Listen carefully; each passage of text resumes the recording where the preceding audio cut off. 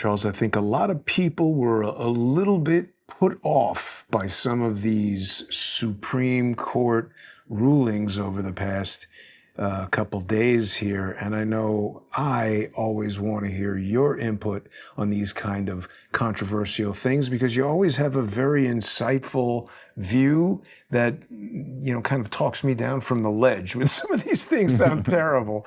So how are you, Charles? Nice Oh, jacket. thanks. Oh, thanks, Jason. I'm great. I hope you're well. Um, yeah, the Supreme Court decisions, there were, I guess, some good and some bad. The worst, I mean, the idea that you can have elections that go on forever and, just makes no sense to me at all. So that to me is a very bad decision.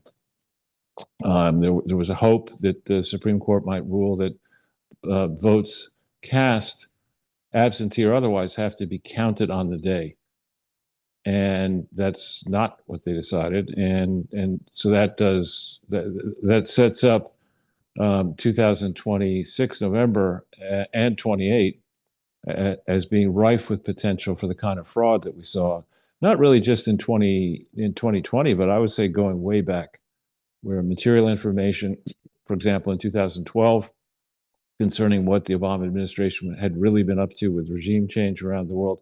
That material information was not only withheld, but I would argue that U.S. federal government dollars were used to fund contractors, nonprofit and otherwise, to lie, to bury the truth, and to make sure the electorate didn't know how diabolically bad Hillary Clinton and Barack Obama's foreign policy had been in the first Obama term.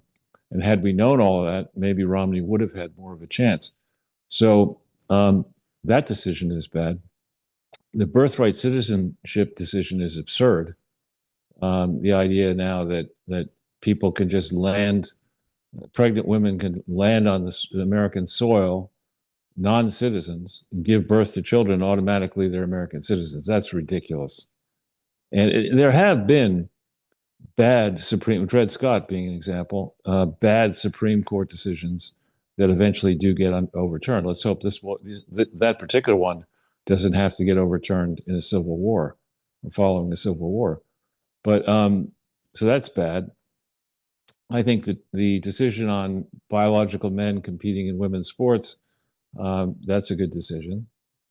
And indeed, and you could imagine if you maybe what you have to do now is have biological men who remain biological men competing against biological men, and same for women, and another category for trans women, and another category for trans women, where they all compete against one another. Maybe you go in that direction, but the Supreme Court. I had a friend whose brother was a clerk for the Supreme Court. He happened to be militantly gay, and the process of becoming a Supreme Court clerk it's very difficult to get that position, and the Supreme Court clerks really do a lot of the heavy lifting for the justices. Not only do they write the first drafts of all the opinions, but I think the process is that you have the 9 justices, and people have to kind of get a sense of how justices are going to come out and vote, and it's the Supreme Court clerks who do that networking. If you get into the politics of those Supreme Court clerks, yes, a majority of the justices are in theory conservative, but most of the law schools, in particular the prominent law schools, lean heavily left. I mean, far left, probably to the progressive and even democratic socialist left. So I think what we have here in some of these decisions, in particular the ones where the very disappointing Amy Coney Barrett and John Roberts side with a liberal justices to have a majority. I mean, not enough investigative work has been done on exactly how co-opted these 2 justices may well be. I mean, I've read reports, and I haven't gone to try to check them, that allege that Roberts' wife has a firm that advises corporations how to deal with legal matters at various courts, including the Supreme Court. And that firm has paid Mrs. Roberts a lot of money. I think I've read a report more than 20 million bucks. So these are not good decisions, many of them. They come at a very bad time. We have now roughly 60 days. I think the election is November 3rd. Sorry, 120 days until the election, and the summer is upon us. All eyes are on Iran, and those eyes that are not on Iran are on Ukraine, and those that are not on Ukraine are on Europe and its disintegration and the heat over there. And here, Trump in the Senate, I think, lost the War Powers Act issue. So his ability to conduct foreign policy in the same ways that he's tried is not as strong. The Supreme Court overturning the birthright citizenship executive order, which was issued day one, is certainly a political blow. And what the hell is going on here? Trump's out in North Dakota at the Teddy Roosevelt Presidential Library. Now, maybe there's an ultimate jujitsu move that's going to happen any second, because Teddy Roosevelt, among other things, was famous for saying, "Speak softly and carry a big stick." Maybe the big stick is going to come out as we go into the 4th of July celebration. But right now, to me, and I would like to see disruption of the gargantuan deep state swamp, and I'd love to see an accounting for all the grievous harm that swamp has perpetrated against we the people. Doesn't look good. No, it doesn't. Trump was talking to the AI Teddy Roosevelt. Did you see that? Jesus. I did. I mean, it was a little stupid. I was like, what is going on here? He's kind of playing games. And I mean, Charles, you and I try to stay positive. Obviously, I want the president of the United States to succeed. I mean, it's like, I think I've told you this story. My first wife had a gig in Atlantic City when I was dating her, and I used to take the bus there every weekend to go see her. And there was some idiot who would always fight with the bus driver. And it's like, listen, you could hate this guy, but just he's driving the bus. Don't fight with him, because if this bus crashes, we're all in trouble. And right. All these people who are going so hard against Trump while he's in the middle of driving the bus, I just don't see how it helps. Yeah. And then you have, and I think it's all orchestrated, but you have this storyline that, the winning brand, the upcoming brand in American politics is the Democratic Socialists. In New York, there were the elections that were won where longtime Democratic powerful incumbents were ousted by these upstarts, most of whom seem to have foreign names. And if you could look at their transcripts, probably have never taken any kind of serious math or science course, certainly not a finance course, certainly not an economics course. And they're spouting this. They don't even answer questions when asked. They just go and Kamala Harris word salads. And now some idiot in Colorado has some 29-year-old, I think, is ousted an incumbent, the most powerful Colorado Democrat House member has been ousted by this 29-year-old idiot. And while it is true, I would guess that in the New York Times newsroom, people are all in for democratic socialism, maybe over at the Wall Street Journal, certainly amongst the big publishing houses in the bowels of there and the editors. And of course, in the producers' rooms of the legacy media and in social media, while people may be all in for the theory that this time communism/socialism may work, because all the times it's been tried in the past were flawed, it's a rubbish argument. And at root, when you look at it, it's borne out when you look at the county maps for presidential elections going all the way back. There's not a single county map that comes close to being blue. When you look at county by county, I think there are 4,000 roughly counties. The overwhelming majority of counties in America are red, meaning, yeah, there you have it. And you can go back over time. That's been the case. And then, when you start applying to these pukes, AOC and others, the notion that, all right, communism is equality for everybody, and you start taking away AOC's fancy outfits and her Tesla and her jewelry and this and that, and tell her she has to wait in line for her gruel and her crappy food, and get a doctor's appointment, or when she gets pregnant, she can go to see a gynecologist 4 years after her baby is born. um, Things will change. So what's really going on here, I think, is that conservatives and Republicans are great at speeches.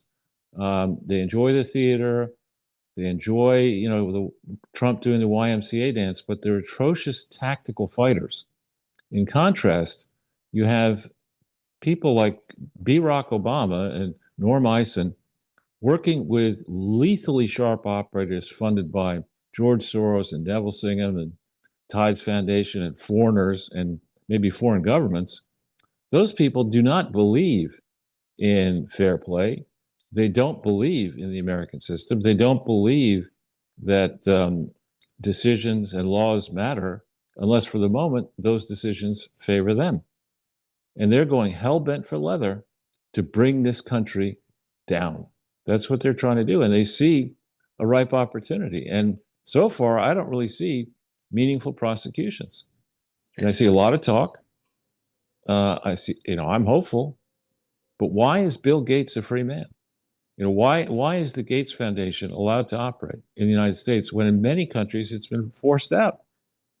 Why is George Soros with that moronic son, married in theory to Uma Abedin, why is he running around the world taking selfies with foreign leaders, European leaders, major American politicians? When I found in the Open Society 990, a PF form, I happen to know, and we've talked about this in the past, when you look through the grant section, there was a grant to a tack shop. And a tack shop is your horseback riding, and you need saddles and bridles and this and, clothes to horseback ride. That's a tack shop. What the fuck was a tack shop getting a grant from a private foundation? Because, of course, Open Society Foundation is gigantic and gives out many, many grants. So you've got hundreds, maybe hundreds of pages for a given year. And of course, we know the IRS doesn't check anything, let alone anything that might incriminate Democrats. If I can see this, if governments from India to Russia and elsewhere can boot, and El Salvador can boot Soros out for illegally interfering in political affairs of these various countries, something he's been doing, I think, in the United States forever. If we can see this, what is going on with the IRS and the Department of Justice? And I think the answer to that question is that tacticians understand that it's U.S. attorneys who make the recommendations. 93 U.S. attorneys make the recommendations about who gets prosecuted. And there's a process. So if you corrupt the staffs in key districts like the the Southern District of New York, the Eastern District of New York, the Eastern District of Virginia, go down the list. You figure out who the lawyers are, these supposedly apolitical, nonpartisan, noble public servants, and you start getting them Soros cash, and start getting the same to their wives or their family members and grants and other opportunities, and you get shameless people like, I think his name is Larry Krasner, the district attorney in Philadelphia. And then you get Zoran Mandami, who's decided that not only is, he's mayor of New York City, but somehow he's above the Supreme Court. Mayor of one city has immediately said, I am not going to respect the decision about sending Haitian and Syrian refugees who were granted temporary protected status more than a decade ago in the case of Haiti. I'm not going to follow this Supreme Court decision because I, Zoran Mandami, born in Uganda, I'm the mayor of New York, and I do what the fuck I want to do.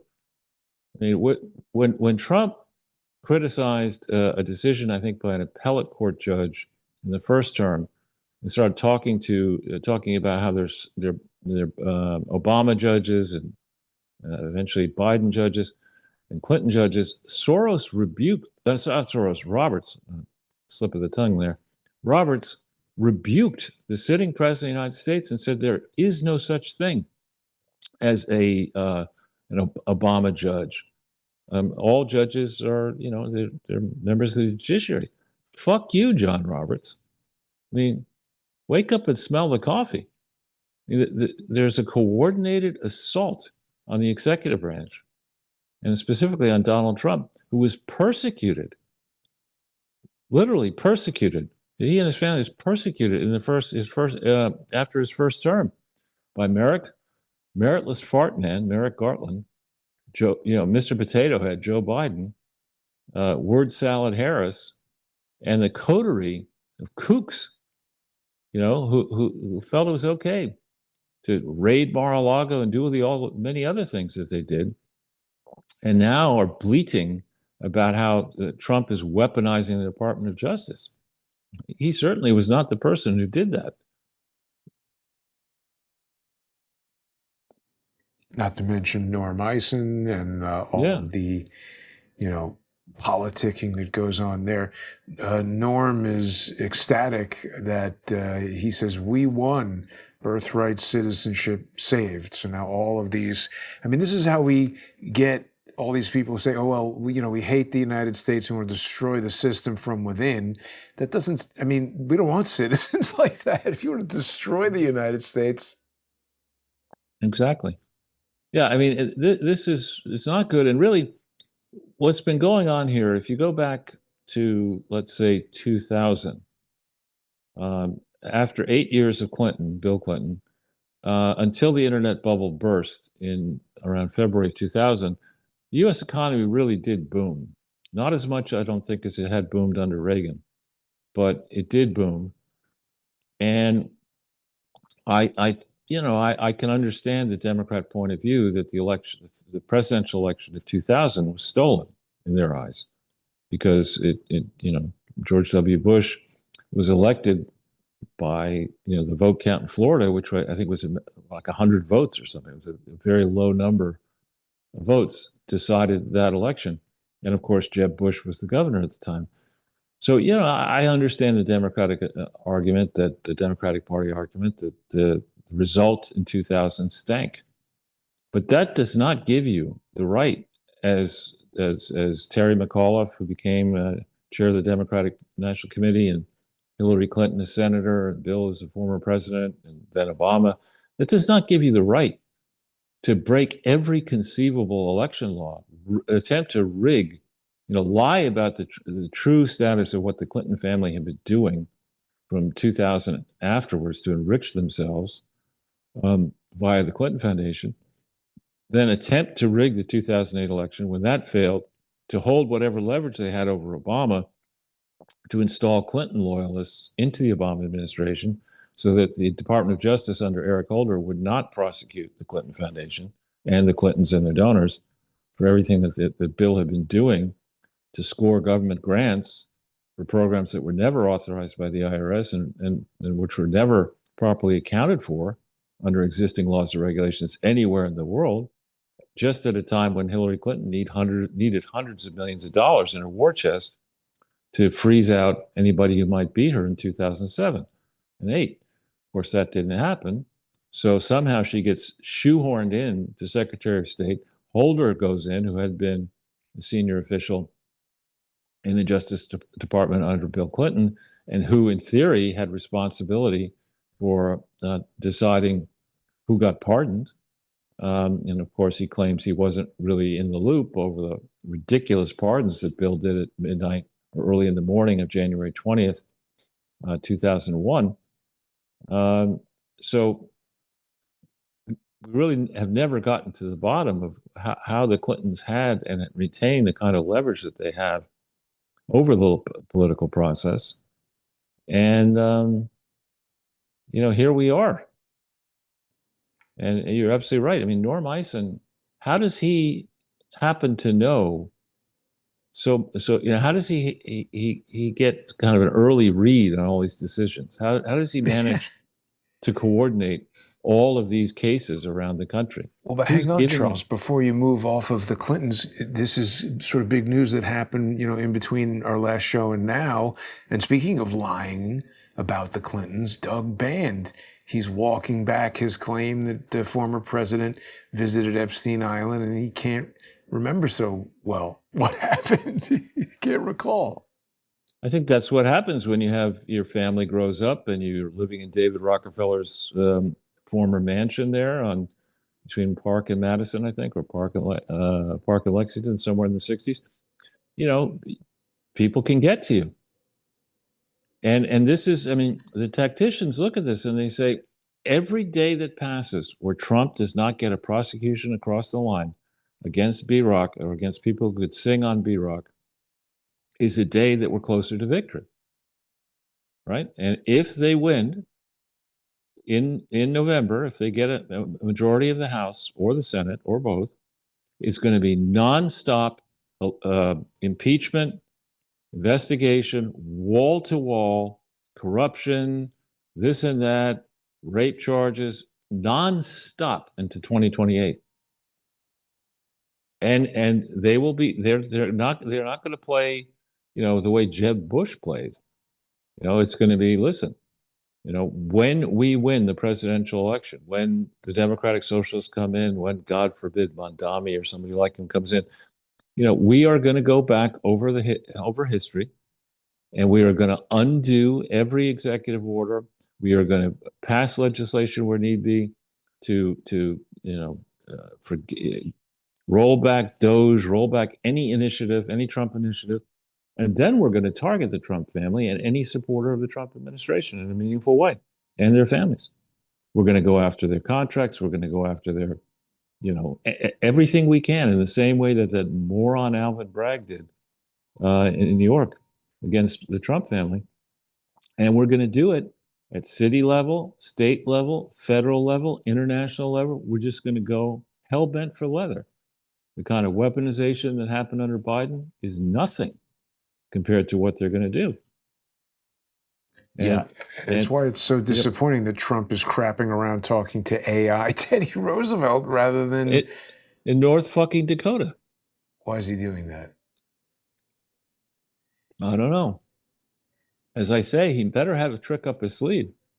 Yeah. Otherwise, we're looking at that, the Wizard of Oz moment where the curtain comes down and there is no Wizard of Oz. This on top of I didn't realize the scale, but apparently the Trump has disclosed that he and his family made $1.5 billion in the most recent filing period. $1.5 billion. Now he claims that that money is managed by it's passive. I mean, he's not directing, making the investment decisions, but still, it's tough. You're sitting there. It's so easy for the fake populists like Elizabeth Warren and Bernie Three Mansion Sanders to start to whip people up into a frenzy with Neville Singham's riot industrial complex being funded by him in this summer. It's about to get pretty hot, I believe, if it not isn't already there in New York. It is. In a hot summer where tempers fray anyway, to start stirring the crowd up, saying, "Look, we've had enough of this Epstein administration, all the fake taglines."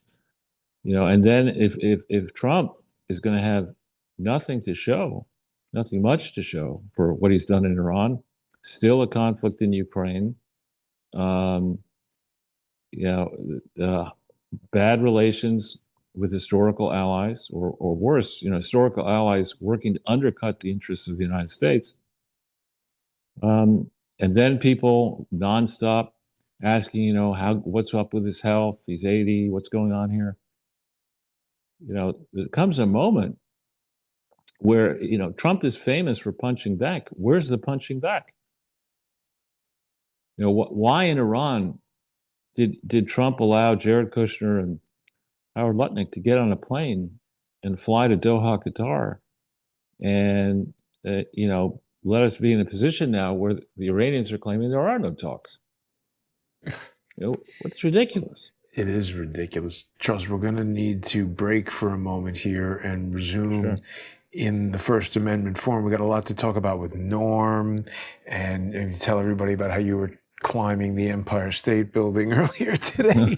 Did you see that Amazing. nonsense? Yeah, yeah. It's really wild. But we'll be right back. People can join us on subscribestar.com or patreon.com/crowdsourcethetruth, on crowdsourcethetruth.substack.com. And of course, people who follow me on X at JG_CSTT will also get the broadcast. Stay with us, everybody.